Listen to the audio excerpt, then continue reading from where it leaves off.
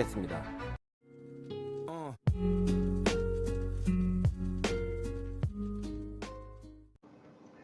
우리가 중성화에 대해서는 여러분들이 고려하시는 분들이 있다면 만약에 반드시 알아야 됩니다. 우리가 보통 사형 판결을 받잖아요. 죄수가. 그럼 다른 죄수들은 1심, 2심, 대법원까지 올라가서 판결을 받으면 재심 청구가 거의 불가능합니다. 정말 아주 대단한 증거가 나타나지 않는 이상은 재심 청구가 사실상 불가능한데, 사형수만은 웬만하면 재심 청구가 되죠. 왜냐하면 돌이킬 수 없기 때문입니다. 여러분들이 중성화에 대해서 고려해야 될 것 중에 첫 번째가 무엇이냐면 바로 돌이킬 수 없는 일이라는 거예요. 영원히. 지금 중성화에 대해서는 두 부류가 있습니다. 우리가 의사들 중에서도 두 부류가 있죠. 예를 들어서 치과 의사도 어떤 고백 영상이 있고, 암 전문의도 고백하죠. 내가 잘못했다. 지금 의료계에서 하고 있는 치료가 잘못됐다. 그거는 사기다. 그걸 우리는 전향한 의사라고 합니다. 소수자죠.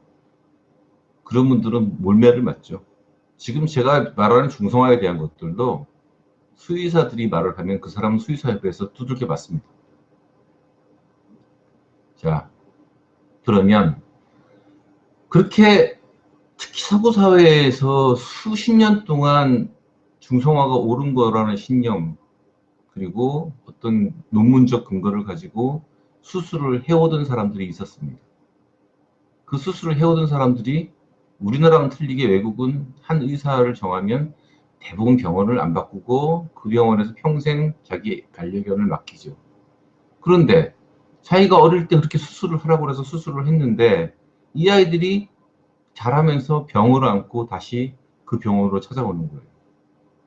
그렇게 수없이 찾아온 애들을 보다 보니까 이상하게 특이한 질병에 대해서 너무너무 높은 발병률을 갖고 찾아오는 겁니다. 그러다 보니까 고민을 하게 된 거죠. 왜 얘들이 이렇게 아픈가? 그 고민하다가 안 되겠다 싶어서 세계 유명 연구소에 메일을 보내고 공동 연구를 하고 그 결과물을 가지고 전향, 중성화는 잘못되었다고 하신 유명한 수의사분들이 있습니다. 대표적인 분이 뉴저지 주립 럿커스 대학의 수의부문 총괄 교수님 레리 캐치 박사님입니다. 이분이 중요한 이유가 뭐냐면 이분이 중성화가 애들에게 미치는 부정적인 영향에 대해서 연구한 최초의 수의사입니다. 세계적으로. 이게 이분도 자기 스스로가 이 중성화가 미치는 영향에 대해서 연구를 하면서 가장 놀랐던 것이 아무도 자료가 없다는 것에 가장 놀랐습니다. 그래서 이분이 이제 희초로 연구를 하셨고, 그 다음에 수많은 사람들이 있는데, 우리 유튜브에도 백커 박사님이라고 계세요. 그분도 전향을 하셔서 중성화에 대해서 목소리를 높여서 말씀을 하고 계십니다. 자, 수의사도 의사고, 우리를 치료하는 의사도 의사입니다. 의사는 히포크라테스 선서라는 걸 하죠. 거기서 히포크라테스가 한 말이 있습니다. 자연은 치료한다.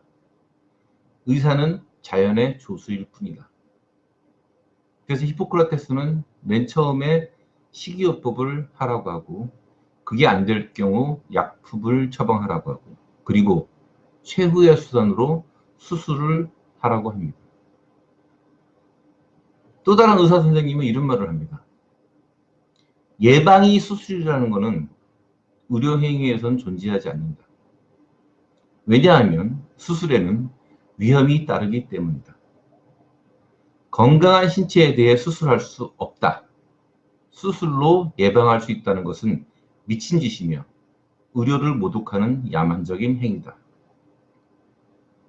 이 말이 왜 나왔나 궁금하시죠? 사람 의사가 이런 말을 왜 했을까? 그건 바로 자궁적출술 때문입니다. 수많은 분들이 질염을 앓고 자궁 내막염을 앓고 작은 근종을 앓습니다. 생리통도 심해질 수가 있고 그분들이 병원을 찾아갔을 때 출산 계획이 있으십니까? 없으시다면 자궁을 드러내십시오.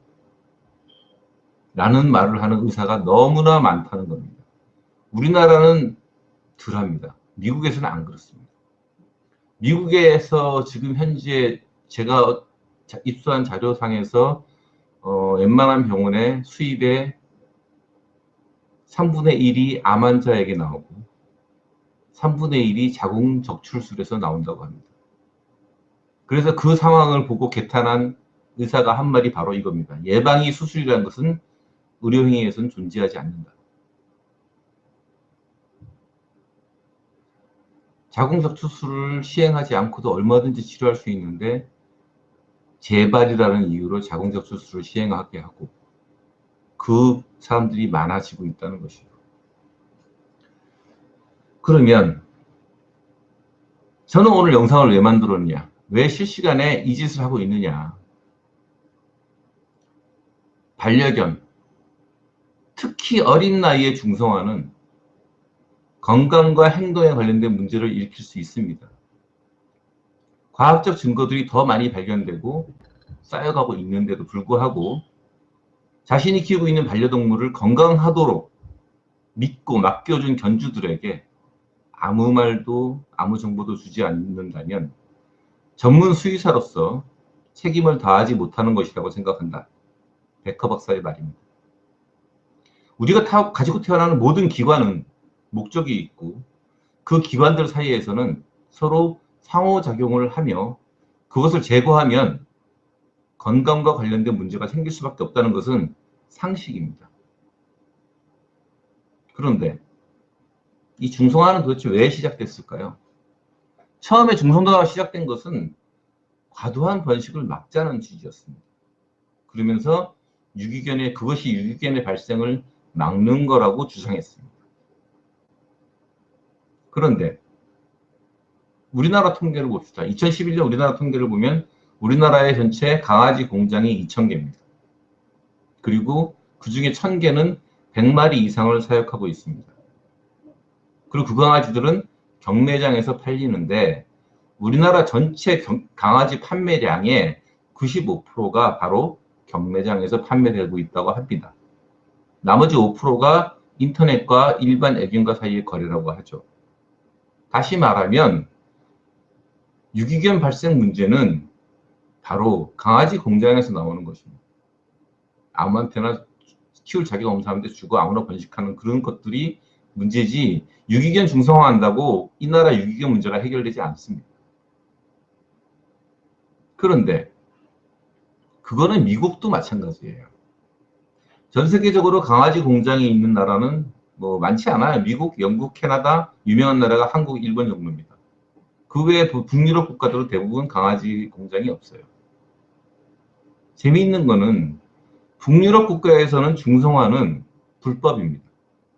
확실한 이유가 있지 않은 중성화는 불법이에요. 다시 말해서 중성화가 유행되는 나라는 바로 강아지 공장들이 있는 나라예요. 근데 우리나라는 강아지 공장이 힘이 없어요. 근데 왜 이렇게 중성화가 난리냐? 미국의 탓입니다.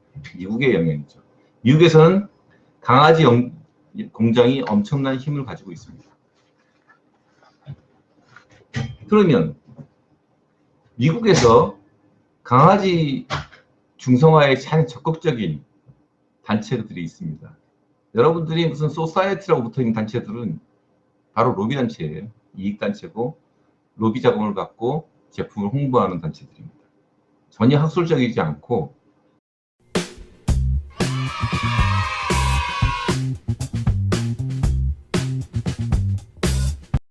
이익단체인데 그것이 먹힙니다. 미국에서는 지구가 평평하다고 믿는 사람이 600만 명입니다. 인구의 6%입니다. 지금도 이 지구가 평평하다고 믿어요. 그런 식으로 그런 협회에서 주장하는 말도 안 되는 주장들을 사실이라고 믿고 그대로 하는 인구가 있기 때문에 그 단체들은 수억 달러씩 후원금을 받습니다. 주로 기업들에서. 그것도 질 안 좋은 기업들이 후원을 합니다. 중성화 문제는 바로 그런 곳에서 로비를 하고 사람들을 현혹시키는 광고를 내면서 유지를 하고 있는 것입니다. 대표적으로 미국에 중성화 업체가 있습니다. 가장 대표적인 단체가 여러분들이 많이 아는 단체예요.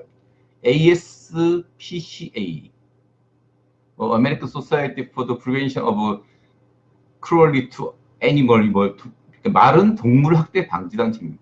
이 단체도 어마어마하게 큰 단체라서 예산이 1년에 억 달러가 넘어가는, 수억 달러가 되는 단체입니다. 이 동물 학대 방지 협회에서 발표한 중성화를 해야 되는 10가지 이유가 있습니다. 10가지 이유.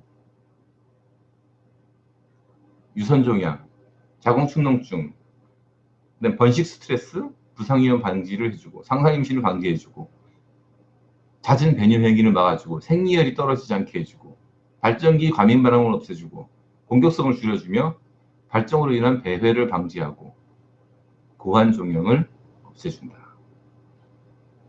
여러분들 이 내용이 아무것도 아닌 것 같지만요, 이 단체가 주장하는 이 중성화의 10가지 이유는 우리나라 수의사들이 앵무새처럼 말하는 겁니다. 심장사상충 1년 내내 먹어야 된다고 하는 거 있잖아요. 그게 바로 미국 심장사상충 협회에서 광고 내보내는 거예요. 심장사상충 약을 만드는 회사들부터 후원받아가지고. 그거를 앵무새처럼 똑같이 하고 있는 게 우리나라입니다. 그러니까 우리나라는 이런 이익단체가 없는데 미국의 영향으로 똑같이 하고 있는 거예요. 그러면 중성화라는 게 뭘까요? 여러분 중성화라는 말은 없어요. 영어에서 중성화라는 단어가 없습니다. 쓰는 단어는 뭐냐면 제거입니다. 제거. 중성화를 영어로 번역하면 제거밖에 없어요. 근데 우리나라 사람들은 이거를 불임시술로 착각하고 있어요. 중성화는요, 불임시술이 아니에요. 불임시술은 수컷은 정관을 실로 묶고 암컷은 나팔관을 실로 묶는 것이 불임수술입니다. 모든 건 다 정상대로 두되 피임이 되는 거죠. 유럽 쪽에서는 이미 개들의 불임시술이 되어 있습니다. 근데 우리나라는 서울대병원에서도 개들의 불임시술을 못해요. 그냥 다 드러내는 것밖에 못합니다. 여러분들이 알아야 돼요. 중성화라는 건요, 불임시술이 아니고 생식기관 전체를 드러내는 겁니다. 암컷은 자궁과 난자를 드러내는 거예요. 수컷은 고환을 적출하는 겁니다. 중성화를 하면 수많은 얘기를 하죠. 근데 중성화 하면 완전히 제거된 질병들이 있어요. 딱 3개. 뭐냐면 첫 번째는 전립선 비대증이 사라집니다. 우리가 남자들 나이 들면 전립선 비대증이 거의 다 오죠. 그건 어쩔 수 없습니다. 나이 들면 와요. 그것이 완전히 사라집니다. 두 번째는 자궁축농증하고 고환암이 사라집니다. 두 번째, 세 번째죠. 그건 당연한 거예요. 발이 없는데 무좀이 걸리겠습니까? 없애버렸는데. 중성화가 가져오는 문제는 뭐냐? 문제점이 뭐가 있을까? 중성화하면 뭐가 어떻게 될까? 먼저 질병에 대해서 얘기해 보겠습니다. 고관절 장애가 제가 지금 말하는 건 다 논문에 의거합니다. 제가 영상 끝나고 이거 편집하면 제가 오늘 설명한 모든 말은 논문으로 뒷받침돼서 그 레퍼런스를 다 기록해서 올려놓을 겁니다. 확인 다 가능합니다. 고관절 장애 중성화한 개와 중성화하지 않은 개의 발생률입니다. 1.5배. 슬개골 탈불 3배. 심장 혈관 육정, 강아지 사망률 3위 안에 드는 암입니다. 자궁축농증하고 게임이 안 되는 거예요. 걸리면 죽어요. 심장 혈관 육종, 암컷이 1.6배, 수컷은 5배. 전립선 종양 2.8배. 전립선 비대증은 예방하지만 전립선 종양은요, 암이거든요. 이거는 오히려 2.8배가 늘어납니다. 전립선 암, 종양하고 암은 좀 달라요. 종양이 악성으로 해서 암으로 전이돼야 되거든요. 전립선 암 발병률 4.3배, 방광 전이성 암세포종 3.6배, 방광 종양 3배, 골육종암, 이것도 사망률 3위 안에 들어가는 암입니다. 개에서는. 리트리버 4배, 로트와일러 4배, 1982년부터 1986년 미국 수의사협회 데이터베이스에 있는 자료만 가지고 검색했을 때 2배가 늘어납니다.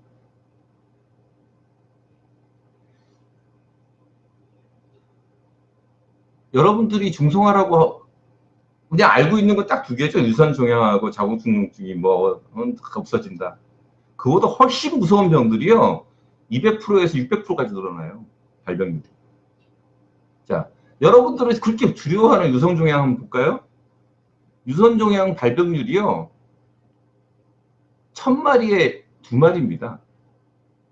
1000마리에 2마리. 근데 그걸 없애려고 다른 암을 200%에서 600%까지 증가시키는 수술을 하는 거예요. 유선종양 하나를 없애려고. 그게 말이 되겠습니까?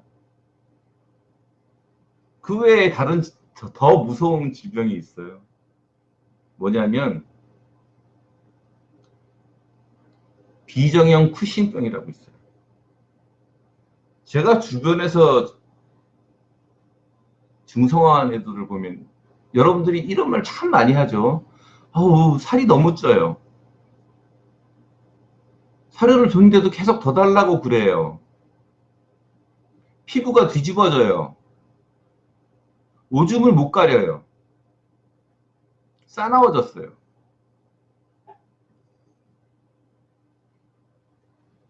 이게 다 어디서 오겠습니까? 우리 신체에서 가장 중요한 호르몬 균형을 맞춰주는 기관인 고환, 암컷의 난자를 없앴기 때문에 호르몬 불균형에서 일어나는 질병입니다. 피부가 뒤집어지고 오줌 가리던 애가 오줌을 못 가리고 갑자기 엄청나게 먹어대고 살이 찌고 물도 많이 마시고 오줌도 더 많이 싸고 공격성도 늘어나고 이게 원래는 어디서 오냐? 바로 쿠신병입니다. 이 비정상 쿠신병이라는 건요. 데이터가 없어요. 개에 대한 데이터가 없습니다. 왠지 아세요? 쿠신병 진단이 어려워요. 사람도 힘들어요. 왜냐하면 이걸 진단하려면 덱사메타손 억제 검사라는 걸 해야 됩니다. 입원해서 하루를 병원에서 자야 돼요. 그러니 누가 그걸 검사하려고 개를, 그리고 일반인들이 쿠신병을 모르기 때문에 이 증상이 병이라 생각하고 병원에 안 가요. 그러니까 묻혀 있습니다. 하지만 중성화 걸린 대부분의 애들, 특히 어린 나이에 중성화하는 애들은 이 쿠신병 증상을 다 갖고 있습니다. 두 번째 더 무서운 게 있어요. 바로 골격 변형입니다. 중성화를 하면 논문으로 이미 밝혀져 있습니다. 1990년대에 어마어마하게 많은 수의 논문이 나왔어요. 왜 중성화를 하는 애들은 이렇게 커질까? 커진다고. 왜 중성화 애들이 자꾸 커져, 애들이. 그런 논문이 많이 나왔어요. 그러다가 2000년대에 드디어 그 원인을 밝힌 논문이 나왔습니다. 에스트로겐이 성장판을 관할하는데 성장판이 다치지 못해서 아이들이 뼈가 기형적으로 길어지고 관절과 연골이 비정상으로 만들어지더라. 앞에 호르몬 불균형으로 인한 쿠신병도 엄청나게 괴로운 것입니다. 피부가 다 뒤집어져 갖고 평생을 피부과 다녀야 돼요. 근데 그보다 더한 건 뭐냐면 바로 아이들의 골격이 변형된다는 겁니다. 어릴 때 수술한 아이들. 그래서 연골과 관절 구조가 문제가 생기면서 엉덩이 뼈가 이상해지고 슬개골 탈구가 진행되고 십자인대가 파열되고. 자, 십자인대 파열. 빅히트 출시 후 200만 세트 판매 기록, 꾸준한 재구매율, 전립선 고민을 시원하게, 비아러스 시원하게 칼칼칼. 전립선 건강에 도움을 줄 수 있는 성분은 기본, 그것도 고가의 스페인산 소 8m를 하나에 무려 115mg이나 듬뿍. 여기에 지구력 증진에 도움을 주는 옥타코산올, 면역 기능에 필요한 아연, 비타민이, 나이아신, 판토텐산, 비타민 B6, 비타민 B1, 비타민 B2, 총 9가지 성분이 하나에 가득. 게다가 아르기닌, 첨단 기초출물, 오미자, 마늘, 마카, 헛개나무, 복분자, 홍삼 농축액 분말 등 다양한 도원료를 꽉꽉 하루 하나로 챙기는 남자의 건강.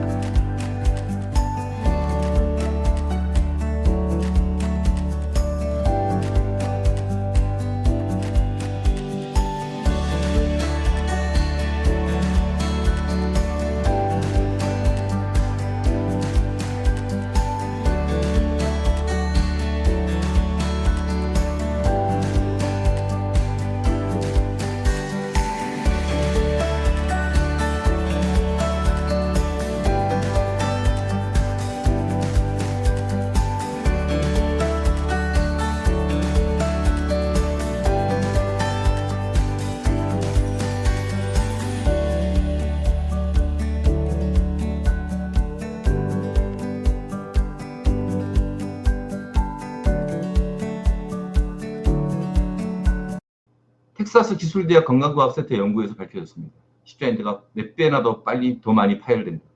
엉덩이뼈가 이상하게 형성된다.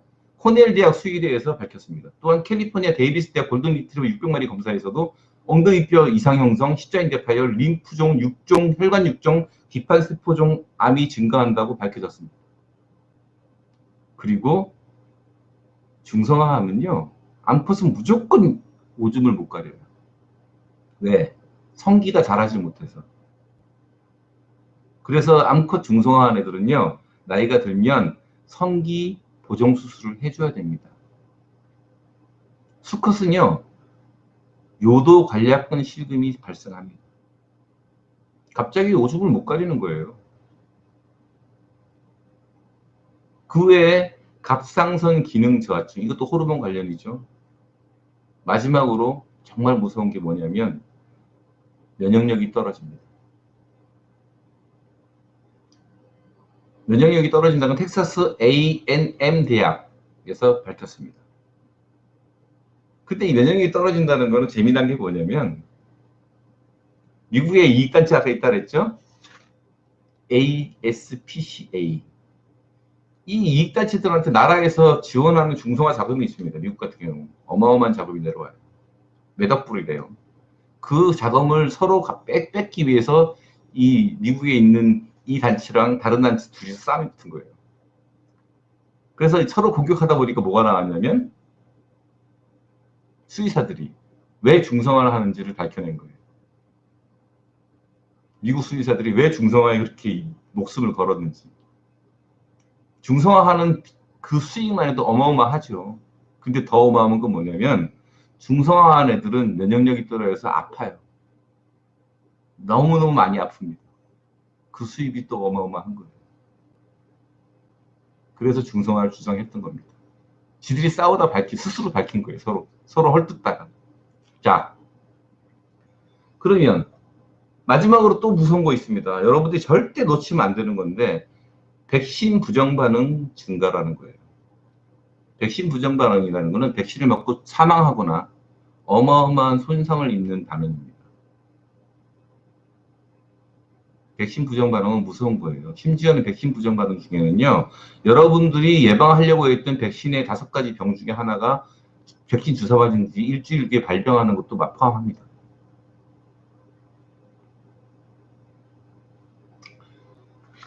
이 백신 부정 반응은 AKC 개건강재단에서 밝혀졌고요. 자세하게 설명을 하겠습니다. 자세하게. 자, 첫 번째, 여러분들이 되게 궁금하실 거예요. 여러분들이 가장 많이 당한 게 이걸 겁니다. 자궁축농증이 없어진다. 자, 발 없는 사람이 무정 걸릴 일이 없으니까 자궁을 제거하면 당연히 자궁축농증은 없어지겠죠. 그러면 우리가 알고 있어야 될 건 뭐냐면, 자, 자궁축농증이라는 것이 우리 애를 빈국마마를 만들어서 평생 수많은 피부 질환과 감염 질환과 온갖 암에 시달리게 하는 그것을 할 만한 가치가 있느냐라는 걸 판단해야겠죠. 자궁축농증이라는 게 뭐냐? 여러분들이 자궁축농증을 인터넷에서 아무리 검색해도 쓸만한 자료를 찾을 수 없습니다. 그냥 자궁을 제거하면 된다고 나오죠. 왜 그러냐면 수의사들도요, 자궁축농증 치료하는 법을 몰라요. 관심도 없고 배우지도 않았고 연구도 안 합니다. 왜? 제거하면 돈 되는데 뭐하라고 치료합니까? 뭘 아프게. 그래서요, 사람을 여러분들이 찾으셔야 돼요. 자궁축농증은 뭐냐면 사람으로 따지면 급성 자궁 내막염입니다. 급성 자궁 내막염. 이걸 검색하시면 어떻게 치료하는지가 다 나와요. 개는 치료하지 않는데 사람은 이거 병도 아니거든요. 자, 급성 자궁 내막염이 왜 생기냐 하면은 첫 번째는 성관계를 통해서 감염됩니다. 성병이죠. 성병으로 감염되는 게 첫 번째 원인입니다. 사람의 경우에. 두 번째는 중절 수술이나 이런 거로 해서 외부 자극에 의한 상처가 났을 때 생깁니다. 근데 개는 교배를 안 시키면 그럴 일이 없고 중절 수술을 안 시켰으면 그럴 일이 없지 않습니까? 근데 왜 생기느냐? 세 번째입니다. 사람도 똑같아요.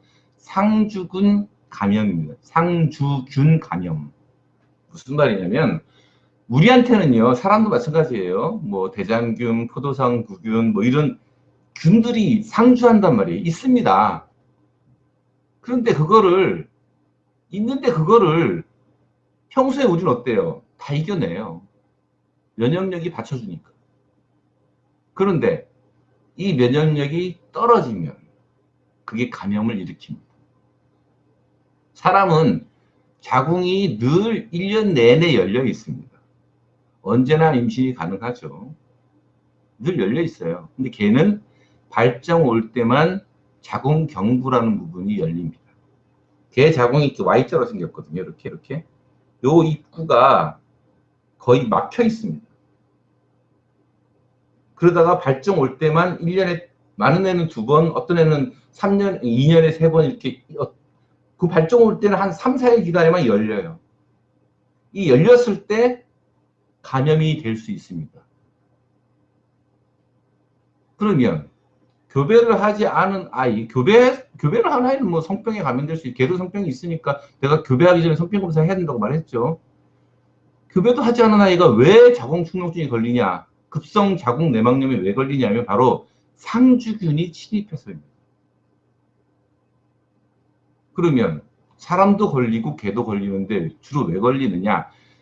원래 기본은요, 우리가 발정이 오면요, 그 프로게스테론이라는 호르몬이 나와요. 이제 정자를 받아들이기 위해서. 근데 그것이 나오면서 정자를 죽이면 안 되니까 평소에 그 철옹성까지 보호하던 그 힘이 약해집니다. 그걸 우리가 프로게스테론에 의한 감염 감수성이라고 그러는데, 그러다 보니까 병균도 쉽게 침입이 되고 쉽게 감염이 될 수 있는 여건이 되는 거예요. 근데 대부분은 감염이 안 돼요. 근데 어떤 사람이 감염되냐면 몸이 약한, 면역력이 떨어진 사람. 그 다음에 우리 질이죠. 질 안에는 유산균이 살아요. 질을 보호하는. 그 유산균이 어떤 이유로 많이 줄어든 사람. 그럼 반대로 얘기하면 뭐냐면 급성 자궁 내막염 혹은 개한테 말하는 자궁축농증을 예방하려면 어떻게 하면 돼요? 애가 일단 면역력이 안 떨어지게 건강하게 만들어줘야 됩니다. 좋은 걸 먹여서 건강하게 만들어줘야 돼요. 그런데 두 번째는 뭐죠? 발정 왔을 때 그 당시에 애를 청결하게 관리해주면 돼요. 깔게 다 세탁해주고 깨끗하게 해주고 그 다음에 애를 더러운 실내에서 배변판 쓰는 개들 있죠. 그러면 배변판에 애가 올라가잖아요. 여러분들은 배변판 쓰는 사람들 대부분 그 배변판 순간순간 안 닦아주잖아요. 그러면 그 배변판에 발이 묻죠. 대장균이 묻죠. 대장균을 애가 입으로 핥죠. 그리고 자기의 꼬추도 입으로 핥습니다. 그때 대장균이 들어가는 거예요. 그러면 그 배변판 같은 거 다 청결히 그 며칠만 관리해주면 감염될 일이 없어요. 두 번째, 자궁축농증이 생겼어요. 여러분들 중에 이런 사람 많이 있어요. 아, 우리 애도 자궁축농증으로 하늘나라 갔어요. 중성화 시켰으면 괜찮을 건데. 피부 건선, 흔히 단순한 피부병으로 생각합니다. 그러나 건선은 면역 체계 이상으로 인해 발생하는 만성 염증성 질환으로 피부에 국한. 대놓고 말은 안 하지만 저는 그런 분들 보면 참 개 키울 자격 진짜 없는 사람들이 생각을 해요. 왜냐하면 자궁축농증이 걸려서 애가 죽으려면요. 첫 번째 자궁축농증 감염이 되면 제일 먼저 폐쇄형이든 개 자궁축농증 두 개가 있어요. 폐쇄형과 개방성이 있어요. 둘 다 상관없어요. 일단 질에서 분비물이 떨어집니다. 근데 그것이 색깔이 초록색이거나 노란색이에요. 그리고 악취가 나요. 첫 번째요.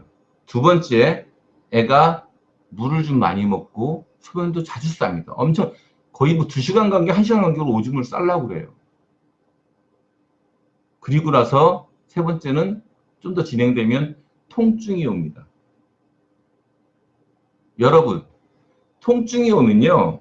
사람은 여기서 숨을 쉬죠. 개는 원래 배로 숨을 쉬는데 아픈 애들은요. 숨을 가슴으로 쉬어요. 배까지 숨이 안 내려갑니다.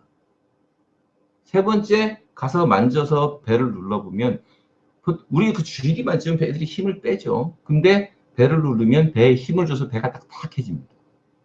이게 바로 고통을 느끼는 상황이에요. 잊어먹지 마세요. 애가 아프면요. 숨이 배로 내려가지 못하고 가슴에서 숨을 쉬면서 만지면 딱딱해집니다. 고통을 느끼는 부분이. 그러고 있었어요. 그게 세 번째 단계입니다. 네 번째는 뭐냐면 열이 나요. 열이 나서 코가 마르죠. 그리고 마지막으로 토하고 음식을 못 먹습니다. 수많은 사람들이 그 토하고 음식을 못 먹는 상태, 즉 자궁이 다 썩어 들어가는 상태에 돼서야 애가 어디 아픈가 보고 병원을 간다는 얘기예요. 그러면 가서 자궁을 드러내야 될 가능성이 굉장히 높아집니다.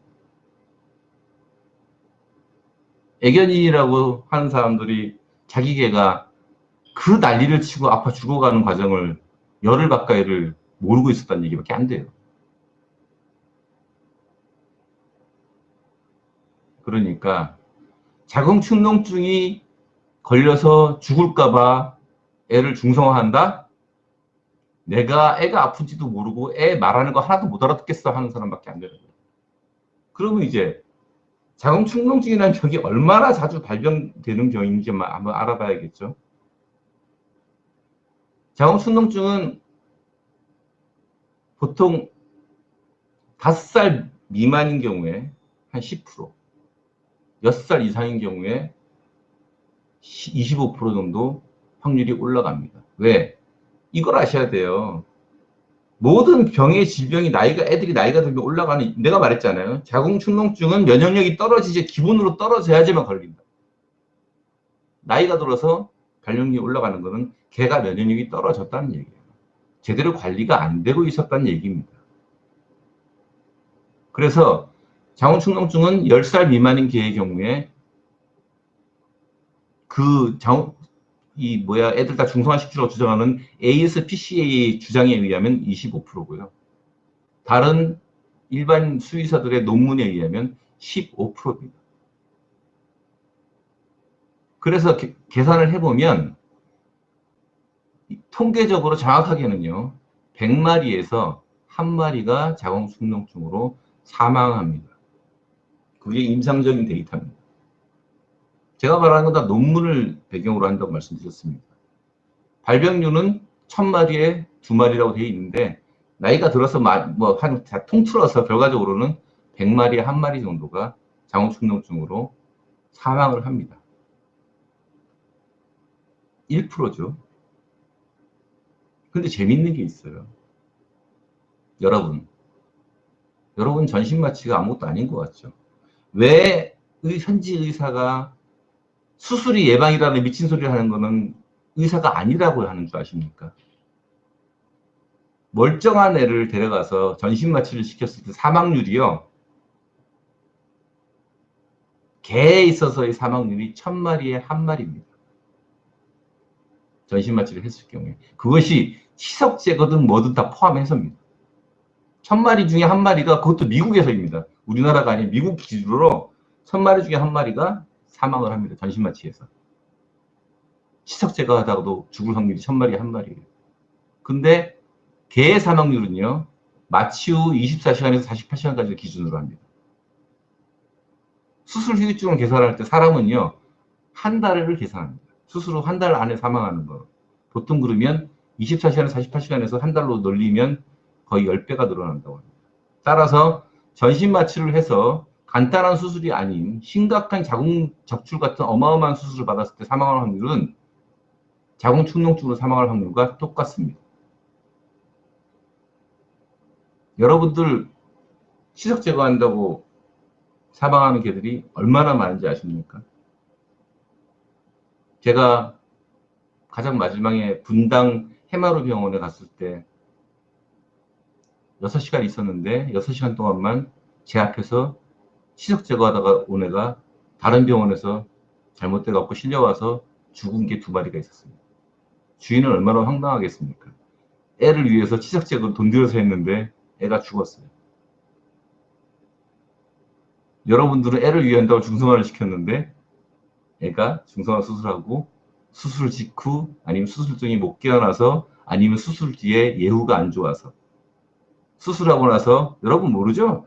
여기 자궁과 난자를 다 떼내면 어떤 일이 생겨요? 뱃속에서 잘못되면 장기 협착이 생깁니다. 그런 예후들에 대해서 아무도 설명 안 해주죠? 아니 여기서 속에서 맹장만 떼어내도 장기들이 붙어가지고 협착이 생기는데 그 큰 자궁 조직을 떼내고 난소를 떼내는데 멀쩡할 것 같아요? 확률적으로? 많이 생겨요. 장기 협착. 그나마도 수술 케이스가 아주 많으신 분이 전문가가 수술하면 수술 예후가 좋은데 그렇게 많을까요? 보통 많다고 얘기하는 거 우리 2000 케이스를 말합니다. 믿는 수준이 그래요. 2000 케이스를 하면 전문가라고 인정을 합니다. 과연 저는 동물병원에서도 일을 해봤어요. 애들 자궁이 다 똑같은 줄 아세요? 배가름은 다 틀려요. 보통 숙달돼도요, 그 자궁만 찾아내는데 한 10분 정도 걸려요. 자궁축농증은요, 그러면 어떻게 치료하면 되느냐? 잘 들으세요. 지금 제가 여러분들한테 말하는 거는 아주 제가 수십 년 동안 애들을 치료해 왔어요. 자궁축농증 걸린 애 중에서 죽은 애 아무도 없고요. 저는 애들 자궁축농증 걸리고 다 치료합니다. 그러니까 여러분들이 자궁축농증 걸렸다고 겁내하지 마세요. 자, 기본적으로요, 자궁축농증이 걸리면 자료를 사람 같은 경우 자궁축농증이 걸리잖아요. 그러면 병원 가서 제일 먼저 주사를 맞아요. 왜냐하면 얘가 무슨 균에 의해서 자궁 내막염이 걸린지를 모르잖아요. 그러니까 광범위 항생제 처방을 주사를 주고요. 그 다음에 그 자궁내에서 번식하는 균들에 특화된 주사를 줍니다. 그 주사를 맞고 나서 2, 3일 정도 지나면 보통은 임상적으로 치료 상태가 양호해져요. 그래서 2, 3일 동안 관찰을 합니다. 그 주사를 맞고서. 그래서 임상적으로 24시간 동안 호전되는 게 꾸준히 이어지면 바로 경부 투여로 전환해요. 먹는 약으로 바꿔준다는 얘기죠. 걔도 똑같아요. 내가 만약에 애를 발견해서 병원 데리고 갔는데 초기예요. 그러면 그냥 주사 맞고 약 먹으면 나아요. 근데 중기도 넘어갔어. 좀 심각해요. 그러면 사람은 그렇게 하거든요. 돼지도 그렇게 하고 소도 그렇게 합니다. 뭐냐면 자궁 세척제를 써요. 자궁에 요만한 알약을 집어넣는 거예요. 우리가 인공수정할 때 쓰는 카테터라고 해서 그거를 질을 통해서 자궁형부로 집어넣는 카테터라는 물건이 있어요. 수의사들도 다 써요. 그걸 집어넣어서 고름 안에 고름을 없애는 약을 쓰든지 아니면 고름만 석션으로 빨아내도 돼요. 그럼 나아요. 근데 이 농배출하는 이 치료법을 우리나라에서 아무도 안 써요. 쓰는 사람은 저밖에 없습니다. 저도 공부해서 아는 거죠. 왜? 소도 쓰고 돼지도 쓰는데 개는 안 써요. 왜? 드러내면 되니까. 소는 자궁 드러내면 맞아 죽어요. 그 귀한 암소 지금 우리 종모인데 그거를 자궁을 드러내? 이 미친 새끼야?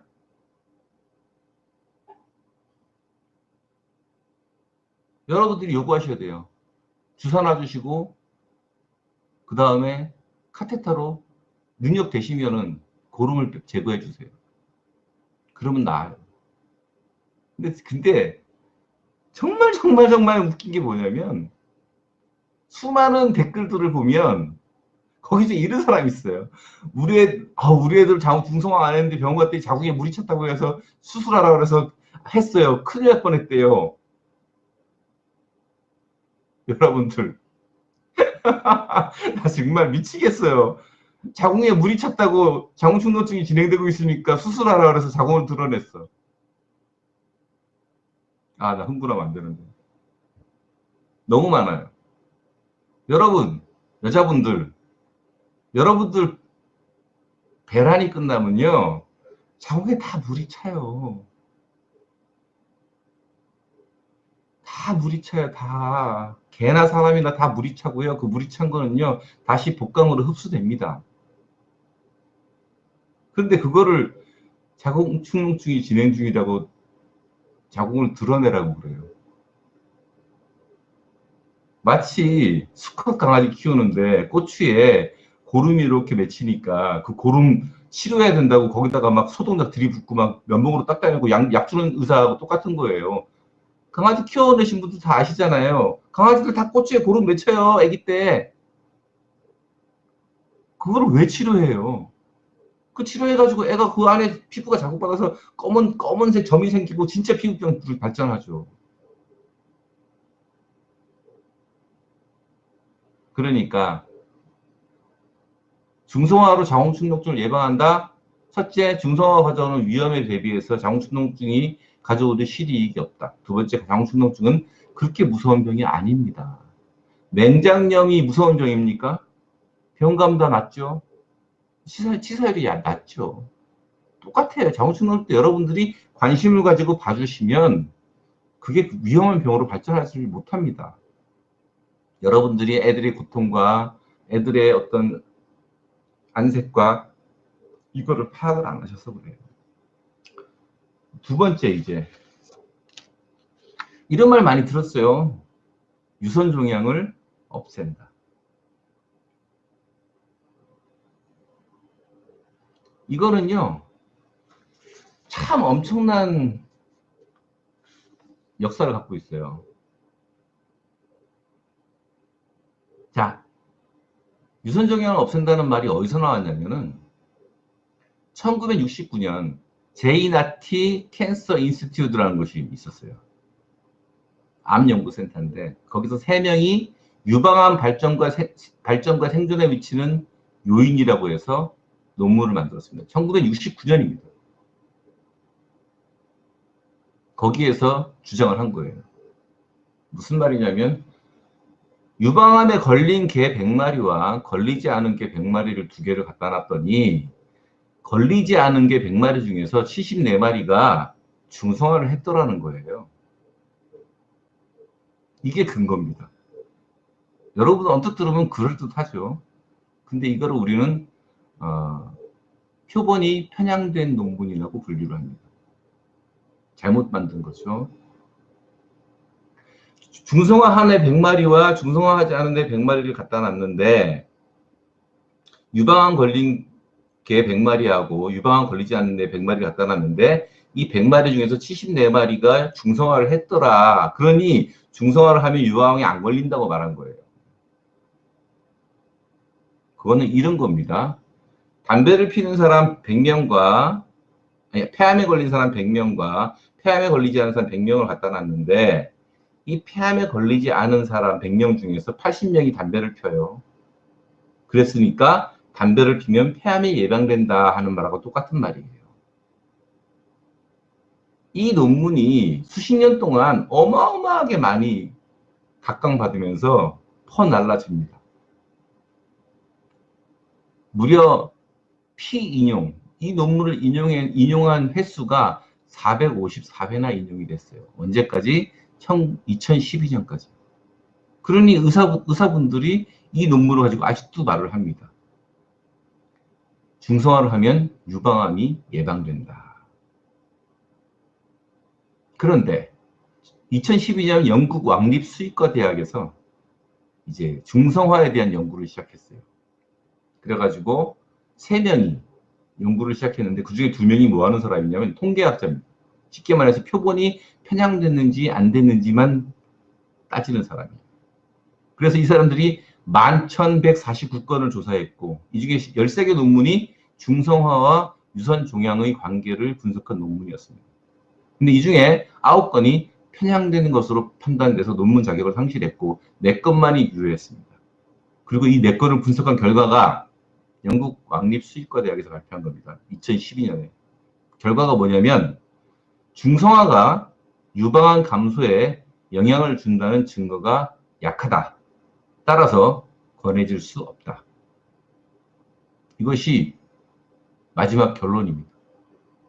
따라서 유선 종양이 중성화로 사라진다는 말은 거짓말입니다.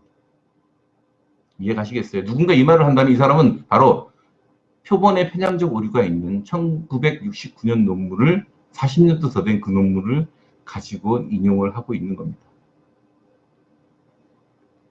세 번째, 전립선 암을 예방한다는 말을 또 하죠.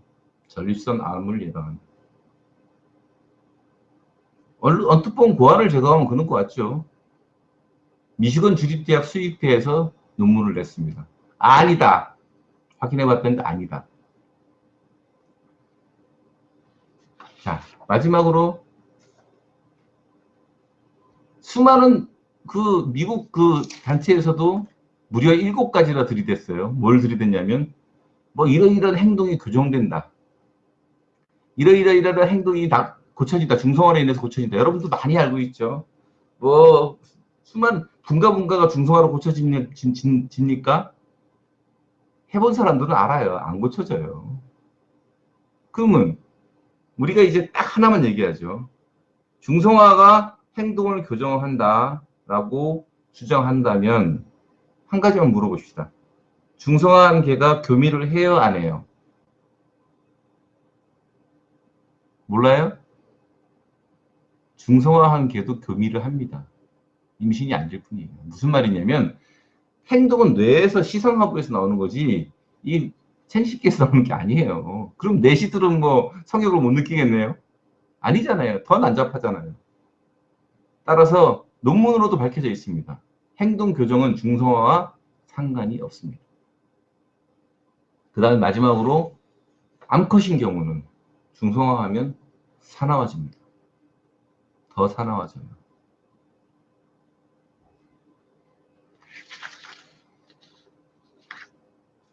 여러분들이 지금까지는 이제 대충 개요를 설명을 했어요. 중성화가 가져오는 뭐 어떤 꿈에 대해서, 환상에 대해서. 결론적으로 여러분 설명 들었습니다. 수의사들이 그토록 주장하는 자궁축농증과 유선종양, 유선종양은 예방한다는 근거가 전혀 없고요. 중성화에도 걸립니다. 무슨 뜻인지 아시겠죠? 그 다음에 자궁축농증은 중성화가 가져오는 수많은 위험에 대비해서는 말도 안 되게 덜 위험한 병이며 충분히 예방 가능하고 주인이 관심만 가지면 초기에 알고 간단하게 치료할 수 있습니다라는 겁니다. 근데 중성화하면 딱 확실한 거 딱 하나 있어요. 고환암 있죠, 고환암. 이건 아셔야 돼요. 모든 아이들을 중성화할 이유가 없는데 수컷 중에 잠복고환인 아이 있죠. 잠복고환인 아이는 수술을 고려하셔야 됩니다. 근데 이 수술은요, 해결했다. 고맙습니다. 수술은요, 일단 잠복고환이잖아요. 그러면 이제 제가 갖고 있는 노하우입니다.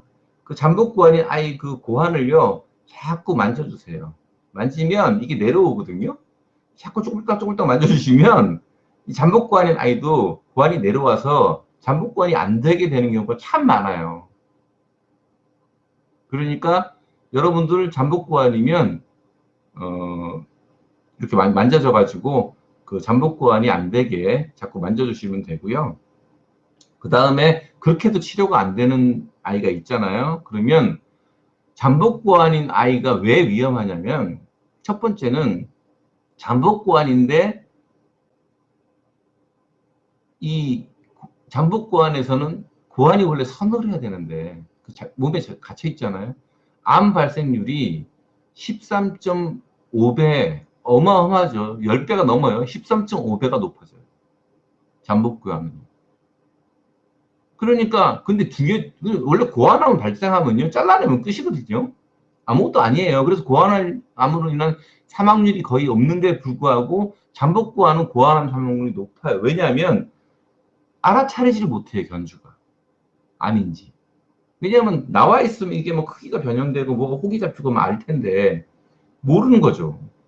그러니까 잠복고환인 아이는 쪼물딱쪼물딱거려서 그게 안 빠져나오면 늘 신경을 쓰고 지켜보시든지 중성화도 심각하게 고려를 해봐야 된다. 특히 한쪽만 잠복과인 아이하고 양쪽 다 잠복과인 아이하고 또 발병률이 달라요. 그 부분은 중성화에 필요가 있는 부분입니다. 그거는 생각을 하셔야 되고 그 외에는 뭐 어차피 중성화는요 아이를 위해서 하는 게 아니에요. 우리 사람을 위해서 하는 거니까 견주가 나는 뭐 해야 되겠다. 뭐 어떻게 말리겠습니까? 하지만 알고 하시라는 거죠. 3개월 만에 3월 말에 3주 동안 생리를 했는데 엊그제 또 피가 나서 병원 갔는데 정상적인 생리라고 주기가 너무 짧다고 주기가 짧으니 자궁순통증이 우려돼요? 주기가 짧아지는 거는요 뭐 여러 가지 이유가 있는데 첫 번째는 난소가 조금 호르몬 분비 이상이라고 보셔야 돼요.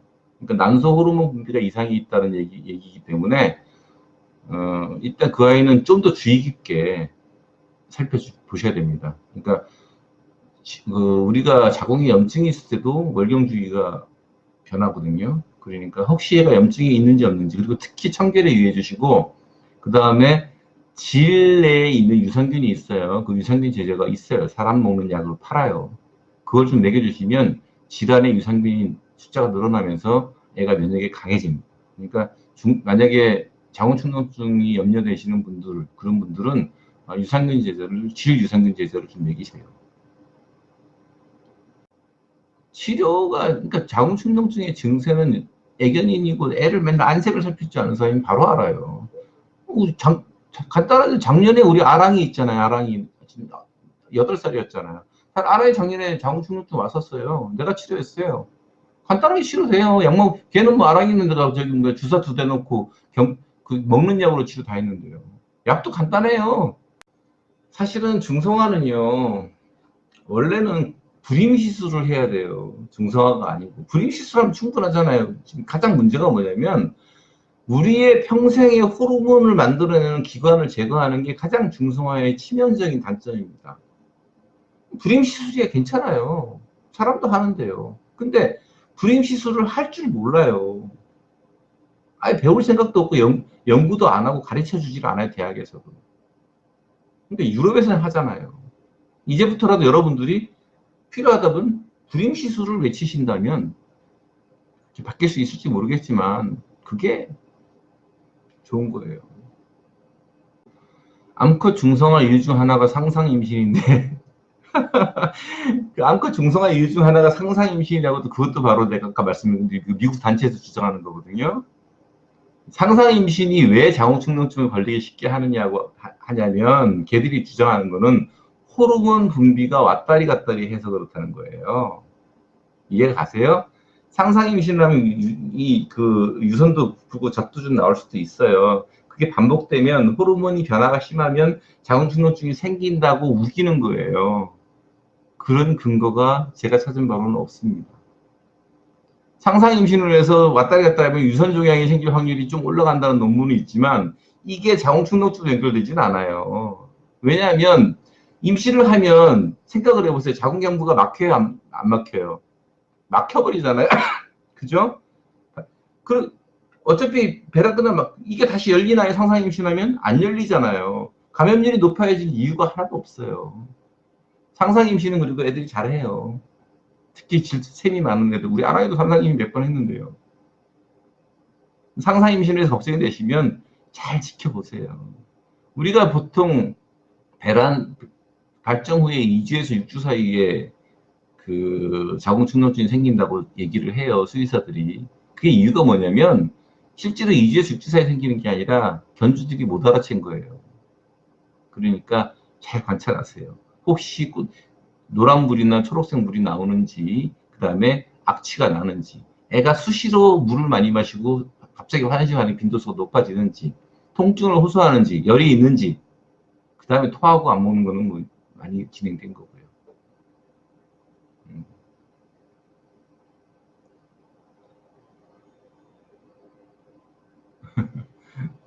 상상 임신을 많이 해요. 여성들은 자궁 제거를 하는 것 하지 난소 제거까지는 안 하잖아요.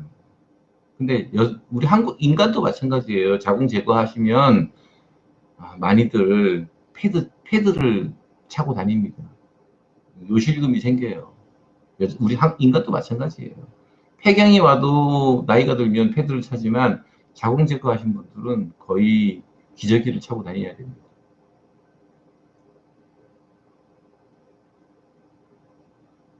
좋은 병원 만나신 거예요, 깜깜아버지. 폐경만 와도 갱년기 증상 있잖아요. 뭐 땀나고 얼굴 붉어지고 화나고 막 짜증나고. 걔들은요 그 정도가 아니에요. 거의 정신병자예요, 정신병자. 그러니까 중성화 수술했을 때 가장 늘어나는 것 중에 하나가 이상행동입니다. 이상행동. 영문을 모르는 이상행동. 강아지 질 유산균 구하시려고 그러지 말고요. 사람 먹는 거 구하시면 돼요. 질 유산균도 질에서 애가 유산균이 더 번식할 수 있게 만드는 제제들이 요즘 약이 좋은 게 많으니까요. 사람 먹는 거 구하시면 돼요. 중성화는 여러분들이 아셔야 될 게 뭐냐면 어린 나이에 중성화는 애가 성장하면서 호르몬이 해야 될 일이 엄청나게 많은데 그거를 다 막아버리는 거예요. 그 막아버리면 호르몬을 얻을 때라고는 이제 남은 기관이라고는 부신피질밖에 없는 거예요. 그러니까 부신피질에서 어마어마하게 많은 호르몬을 생산해야 되죠. 그게 무리가 가서 결과적으로는 쿠싱 증후군이 생기는 거예요. 갑상선 기능 저하증도 생기고. 이거는요, 중성화로 할 때 여러분들이 정말 알아야 될 것이 바로 이 호르몬 불균형으로 인해 생기는 쿠싱 증후군하고 두 번째가 바로 뼈 기형입니다. 뼈 기형. 중성화한 개는요, 정상적인 몸의 비율과 크기로 자랄 수가 없어요. 정상적인 연골과 관절을 갖고 있지 않아요. 심지어 등뼈도 약하고요. 골다공증도 생깁니다. 왜? 호르몬이 없으니까. 중성화는요, 여러분들은 꼴랑 자궁축농증 생각하시지만 애가 완전히 정신적으로 육체적으로 끝장이 나는 거예요. 그러니까 사람은 절대 난소 제거, 고환 제거를 안 하는 거예요. 이 지구상에 사람 난소 제거, 고환 제거하는 곳이 없어요. 난소암인 경우 난소를 절제합니다. 난소암인 경우. 근데 여러분들 난소 제거하면 수명이 늘어난다고 막 떠들잖아요. 그죠? 근데 사람을 대상으로 연구한 게 있어요. 여기 보면 2006년 논문인데요. 난소 절제 후 사람의 수명이 20년이 짧아지더라는 거예요. 근데 같은 포유류인데 개는 늘어날까요? 아니거든요. 사람은 20년이 짧아져요. 난소 잘라내고 나서. 왜? 제정신이 아니거든요. 아무리 호르몬제로 주사 맞고 하지만 힘들죠. 쿠싱 증후군 코티솔 수치 낮추고 갑상선 기능 호르몬 주사 맞으면 괜찮을 것 같죠. 소용이 없어요. 소용이 없다고 논문에 나와 있어요. 그렇게 치료를 했는데도 소용이 없더라. 분가분가는 세 가지 의미가 있어요. 놀이가 있고, 자기가 우위라는 게 있고, 성적인 행동 세 가지가 있어요. 그러니까 아무것도 분가분가 당연하게 놀이하고 자기가 우위라는 두 가지도 충분히 하죠. 중성화 계를 안 한 계가 어떻게 볼까요? 중성화 계는요, 되게 무시당합니다. 그리고 안 봐줘요. 원래 암캐는 수치캐를 봐주고 수캐는 암캐를 봐주는데 중성화 계는 안 봐줍니다. 중성화하면 치매랑 쿠싱이랑 증상이 동일한가요? 어차피 쿠싱과 치매는 좀 다릅니다. 다른데 치매로 보이는 이상 행동을 해요. 중성화를 하면. 그래서 치매로 보일 수도 있습니다. 성견이 된 후에 중성화하면 부작용이 줄어드나요? 8살에 자궁축농증이 와서 중성화했거든요. 지금이 12살입니다. 성견이 된 후에 중성화를 하면 아무래도 어릴 때 한 것보다는 훨씬 낫죠. 훨씬 낫죠. 근데 자궁축농증이 왔는데 왜 난소까지 드러내야 되는지 모르겠어요. 자궁축농증이 왔으면 정말로 그래서 재발이 연연되고 한다면은 자궁만 드러내면 되잖아요. 난소를 왜 드러내냐고. 자, 여러분들 중에서 중성화를 생각하다가 제 영상을 보고 안 하겠다 생각하시는 분 있으면 그게 제 보람이에요. 이거는 제가 양보할 수가 없더라고요. 도저히 참을 수가 없어서 이거는 제가 뭐 산수갑산을 가더라도 해야겠더라고요. 여러분들 제가 이제 요거 끝나고 나면 편집을 할 거거든요. 편집을 해서 중성화 영상을 새로 올릴 거예요. 그러면은 뭐 구독은 안 하시더라도 좋아요 좀 다들 많이 좀 눌러주세요. 좋아요를 누르면 이 영상이 노출될 확률이 되게 높아집니다. 다른 영상은 욕심을 안 내겠는데 이 중성화 영상은 좀 많이 노출됐으면 좋겠어요. 그러니까 여러분들이 좀 가능한 많이 퍼서 공유 좀 해주시고 좋아요 좀 많이 눌러주시고 댓글도 좀 많이 달아서 영상이 좀 알려졌으면 좋겠어요. 이거는 정말 제 간절한 바람입니다. 여러분들이 좀 많이 도와주십시오. 그리고 다음 주에 제가 백신을 할 거예요.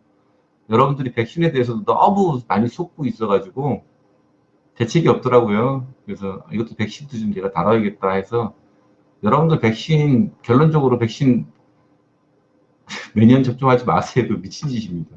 애 죽이는 거예요. 다음 주에 자세히 설명드리겠습니다. 수의사협회에서 죽인다면 죽이죠, 뭐. 애들, 제가 뭐, 이렇게 해서 중성화할 애들 뭐 10마리, 20마리 구할 수 있으면 얼마든지 하겠습니다.